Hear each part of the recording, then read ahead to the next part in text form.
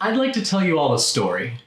It's funny because it's the story of my birth and I'm not even the main character. Now, apparently I was born on a Friday, almost exactly at midnight.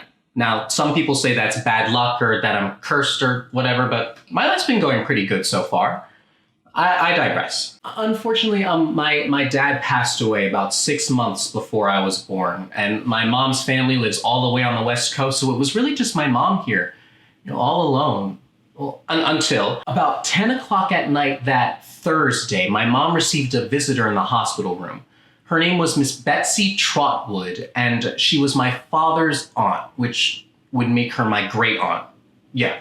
There were all these rumors about her. Apparently she'd been married for a while to a man who was much younger than her, and he was a terrible husband, but she had all the money and ended up divorcing and exiling him to England, never to be seen again. She liked my father, but never approved of my mother.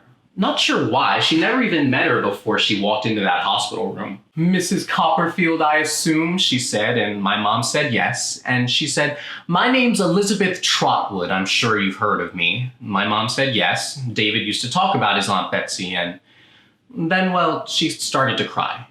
I mean, she's having a baby, she just lost her husband, it makes sense. Miss Betsy tried to calm her down and asked what she did for a living. Mom explained she and Dad ran a craft and hardware supply store called the Rookery. Now, Miss Betsy got all mad because apparently you shouldn't call a place a rookery unless there's actually birds there, but I don't know, it's a nice name. And then Miss Betsy declares, "When you have the child, you will name her Elizabeth Trotwood Copperfield. You can nickname her however you want, but make sure it's Elizabeth." Now, at that point, my mom didn't even know if she was having a girl, but she kept her mouth shut. Miss Betsy sat with my mom and asked her how the store was doing, if she needed any financial help, which was nice of her, but Mom said she was fine. Then, eventually, they asked Miss Betsy to leave the room. It was midnight, and there I was. And Dr. Chillip came out, told Miss Betsy that my mom was all right and that it was a healthy baby boy. Miss Betsy picked up her bag, walked right out of that hospital, and my mom never saw her again. Elizabeth Trotwood Copperfield lives forever in the land of dreams and shadows.